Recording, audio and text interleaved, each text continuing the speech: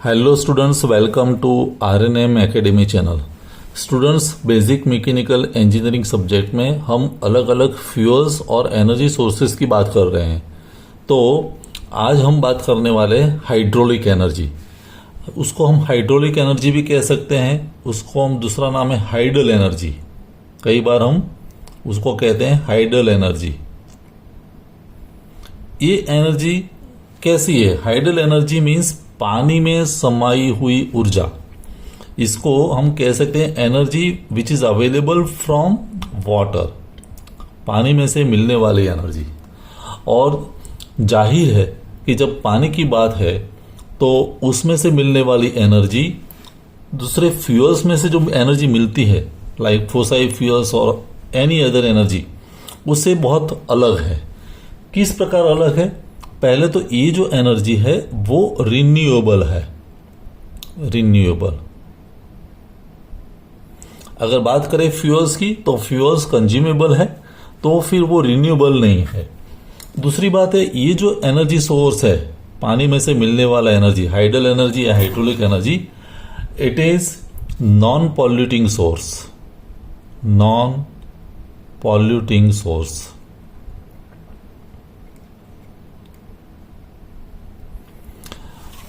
Means अगर fuels आप उसमें से एनर्जी पाते हैं तो फ्यूल्स को बर्न नहीं करते हैं, बर्न करते हैं तो उसमें से बहुत सारे गैसेस निकलते हैं, कंबशन होता है। उसमें से कई सारे गैसेस ऐसे हैं कि जो पॉल्यूशन क्रिएट करते हैं, तो स्मोक मिलता है, पॉल्यूशन जनरेट होता है।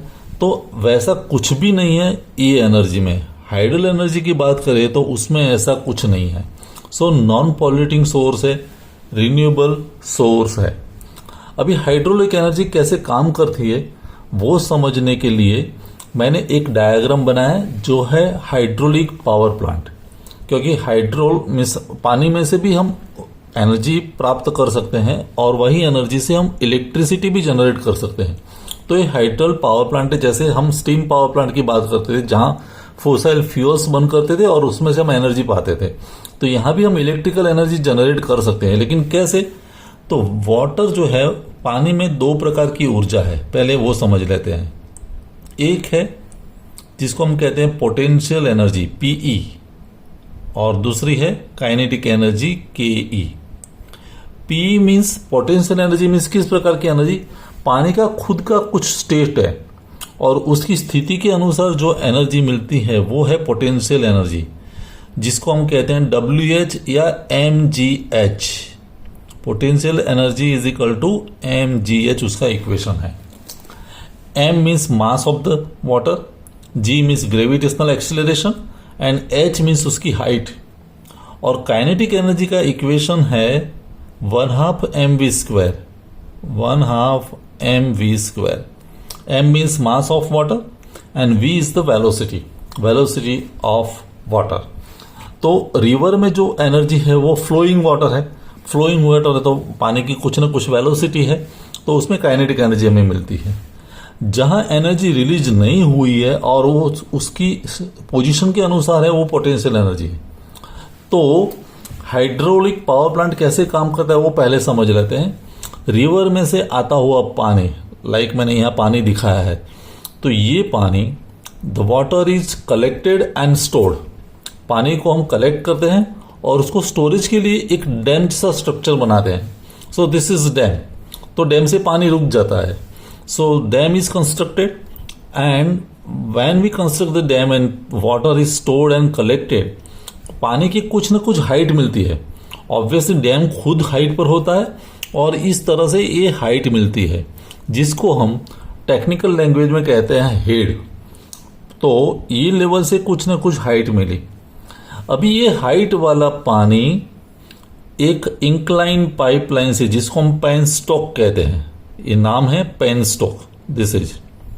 तो पेनस्टॉक के जरिए ये पानी नीचे आता है। यहाँ अरेंजमेंट है इनलेट वाल की, तो वहां हम फ्लोस मैनेज कर सकते हैं। और ये पानी जब हाइट से नीचे आएगा, so potential energy is converted to kinetic energy. Potential energy का कन्वर्जन किस में होगा? काइनेटिक एनर्जी में होगा। और पेनस्टोक थ्रू यहाँ जब पानी आता है तो यहाँ एक अरेंजमेंट होती है नोजल की। नोजल एक ऐसी डिवाइस है लाइक दिस नोजल, ये नोजल है, तो इनलेट और आउटलेट होते हैं।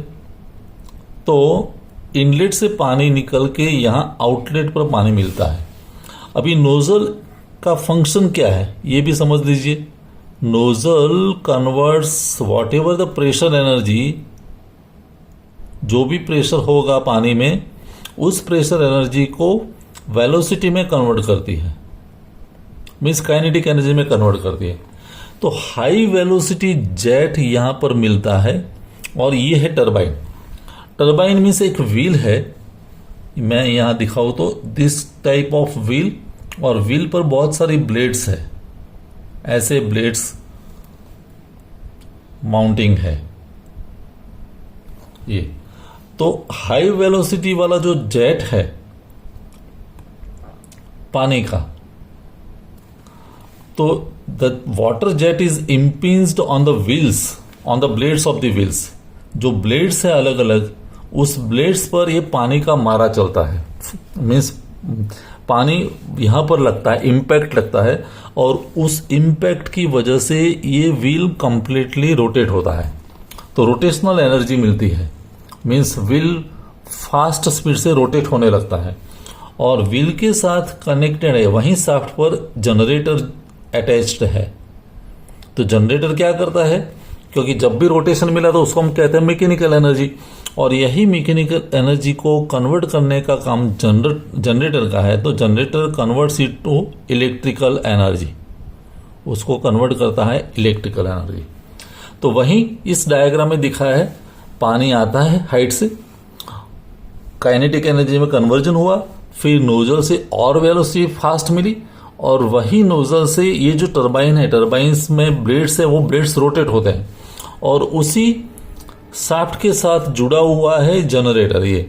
सो जनरेटर विल प्रोड्यूस इलेक्ट्रिसिटी, और वो इलेक्ट्रिकल केबल थ्रू हम सप्लाई करते हैं जहां भी रिक्वायरमेंट है वो। ये बाकी इलेक्ट्रिकल इक्विपमेंट दिखा है, ट्रांसफार्मर है, पावर लाइन्स है, केबल्स है, ये टरबाइन है। और फिर टरबाइन पर काम करने के बाद जो पानी है, it is collected here through draft tube. तो ये अरेंजमेंट है पानी का सप्लाई कैसे, but we have to think और we have to keep in mind that whole conversion takes place from water, energy of water. पानी में छुपी हुई एनर्जी जो है, जिसको हम ऊर्जा कहते हैं, वही ऊर्जा का कन्वर्जन होके हमें फाइनल इलेक्ट्रिकल एनर्जी मिलती है। तो एक बार फिर मैं रिपीट कर दूं, वाटर में जो एनर्जी है वो potential energy, Pn potential energy plus kinetic energy, और वही एनर्जी हम यहाँ नोजल्स पर लाते हैं। नोजल्स थ्रू टरबाइन पर आता है,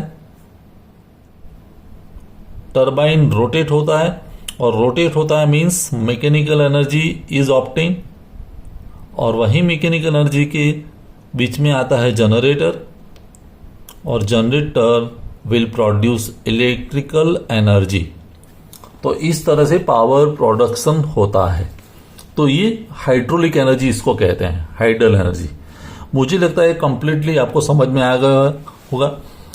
हाइड्रोलिक मीन्स इलेक्ट्रिक एनर्जी कैसे मिलती है, तो वो आपको समझ में आना चाहिए। It is rate of change of momentum, जिसको हम शाफ्ट वर्क में कन्वर्ट करते हैं। Rate of change of momentum, I right here, it is nothing but rate of change of momentum which is converted to shaft work. shaft work means shaft rotate होता है, और shaft के जरिए generator electricity generate करता है। I hope this diagram is clear. Students, अभी हम ये समझते हैं, ये जो हाइडल एनर्जी जिसकी हमने बात की, हाइडल एनर्जी, उसके एडवांटेजेस और डिसएडवांटेजेस की बात करते हैं। कितने प्लस पॉइंट्स है, तो पहले हम बात करते हैं advantages. Advantages of hydraulic energy. सबसे पहला एडवांटेज हाइडल एनर्जी का कि there is no fuel requirement. No fuel requirement means कोई फ्यूल की ज़रूरत नहीं है, कोई फ्यूल ट्रांसपोर्ट नहीं करना है, बर्निंग नहीं करनी है, और फ्यूल नहीं है तो कोई खर्च नहीं है, कॉस्ट नहीं है. So water is free source. No fuel requirement. Directly हमें वाटर नेचर में से ही मिलता है एंड वो मिलता है, वो फ्री सोर्स है, फ्री सोर्स. सो एक्सपेंडिचर कुछ नहीं है, बहुत सारा पानी अवेलेबल है क्वांटिटी में, और वही वाटर बार बार हम रिपीट कर सकते हैं. तो फ्यूल कंजप्शन होता है, वैसा वाटर कंजप्शन नहीं बोल सकते. वाटर फिर कलेक्ट होता है, वापस रिवर में जाता है, फिर डैम में आता है, तो same water can be used again and again and we can produce the power. तो ये वाटर की बात हुई, फ्री सोर्स है, नो फ्यूल रिक्वायरमेंट. दूसरा एडवांटेज है वो रिन्यूएबल है. जस्ट हमने बात की वो, इट इज रिन्यूएबल, बार बार हम उसको यूज कर सकते हैं. इन एग्जॉस्टिबल है, inexhaustible. Inexhaustible means खत्म होने वाला सोर्स नहीं है, क्योंकि 3/4 पोर्शन पूरे वर्ल्ड में जो पानी है और वही पानी का इस्तेमाल करके, तो वो उसका जो क्वांटिटी है वो कम होने वाला नहीं है. तो इट इज इन एग्जॉस्टिबल, ये बात हम याद रखेंगे. तीसरा, वाटर में से जो मिलने वाली एनर्जी है या जो प्लांट है वो पॉल्यूशन फ्री है, जीरो पॉल्यूशन. ये बहुत बड़ी बात है, पॉल्यूशन फ्री एनर्जी, किसी भी प्रकार का पॉल्यूशन होता नहीं है. फिर वाटर जो है वो इलेक्ट्रिसिटी जनरेट करने में काम आता है. Other uses are there, like वही वाटर से हम एग्रीकल्चर में यूज करते हैं, एग्रीकल्चर में, इरिगेशन में काम आता है. तो ये भी एडवांटेजेस है इन केस ऑफ वाटर. फिर वाटर से जो एनर्जी हम फाइंड करते हैं, it requires low maintenance, low maintenance. कुछ मेंटेनेंस इतना ज्यादा नहीं है. This energy and corresponding plant has a longer life.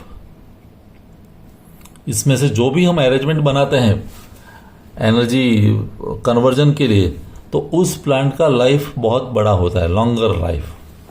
And this has higher efficiency, higher efficiency. Efficiency is also good. Like fuel में हम कैलोरीफिक वैल्यू के बारे में बात करते हैं और फिर उसकी एनर्जी एफिशिएंसी फाइंड करते हैं. यहाँ वाटर में से मिलती हुई एनर्जी और उसके रिलेटेड एफिशिएंसी जो है वो कंपैरेटिवली हाई है हाइड्रोलिक पावर प्लांट के बारे में. डिसएडवांटेजेस क्या है वो भी समझ लेते हैं. Which are some limitations of hydel energy. Disadvantages, disadvantages में पहला है जो एनर्जी कन्वर्जन के लिए हम जो प्लांट बनाते हैं वाटर में से पाने के लिए. So first is like hydraulic power plant, तो उसकी कैपिटल कॉस्ट बहुत ज्यादा है. Capital cost is very high. Obviously होगी, क्योंकि हम उसके लिए जो अरेंजमेंट कंस्ट्रक्ट करते हैं, लाइक डैम बनाना पड़ेगा, बहुत सारा सिविल वर्क इन्वॉल्व है, तो उसकी वजह से उसकी कॉस्ट बढ़ जाती है. Mainly civil work, dam structure, उसके पहले वाला काम, तो ये सभी की वजह से capital cost is very high, primary cost बहुत ज्यादा है. Second, hydraulic energy free of cost है, लेकिन it depends upon the rainfall. It depends upon rainfall. बारिश कितनी होगी उस पर सब कुछ आधारित है, और बारिश it is dependent on nature. तो बारिश ज्यादा होगी तो पानी ज्यादा आएगा डैम में. अगर डैम में पानी ही नहीं है तो पानी में से मिलने वाली एनर्जी भी नहीं मिलेगी. So it totally depends upon the rainfall. ये हम याद रखेंगे. तीसरी limitation, this plant require longer time for construction. अगर इमीडिएट पावर जनरेट करना है तो वो पॉसिबल नहीं है. It requires longer time for construction. बहुत सारे प्राइमरी वर्क करने पड़ेंगे, फिर उसका प्लांट कंस्ट्रक्ट होगा, सालों के बाद वो प्लांट इम्प्लीमेंट होगा काम करने के लिए तैयार. क्विक जनरेशन नहीं कर सकते. लाइक डीजी सेट चलाया, पावर जनरेशन चालू, या दूसरे कोई कैप्टिव मीन्स स्मॉल प्लांट है, तुरंत हम जनरेट कर सकते हैं लाइक गैस पावर प्लांट. वैसा इसमें नहीं है. Longer time is needed. And fourth limitation है, it disturbs the ecology of area. जहां भी ये प्लांट कंस्ट्रक्ट होता है उस एरिया का या उस रीजन का इकोलॉजी डिस्टर्ब होता है. इकोलॉजी मीन्स उसमें रहने वाले ह्यूमन बीइंग, प्लांट्स, एनिमल्स, सब का कुछ न कुछ डिस्टर्बेंस होता है. लाइक डैम कंस्ट्रक्शन के लिए हमको वाटर को डाइवर्ट करना पड़ेगा, फ्लड को डाइवर्ट करना पड़ेगा. वाटर के साथ चले आने वाले जो हैबिटेट्स है वाटर में, फिश है, अदर क्रिएचर्स है, वो सभी के बारे में पूरा साइकिल वो थोड़ा डिस्टर्ब हो जाता है.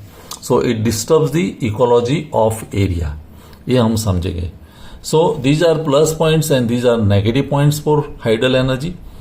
आज के वीडियो में स्टूडेंट्स हमने वाटर में से इलेक्ट्रिसिटी कैसे जनरेट करते हैं वो हाइड्रोलिक पावर प्लांट के बारे में जाना, and plus and negative points के बारे में समझा.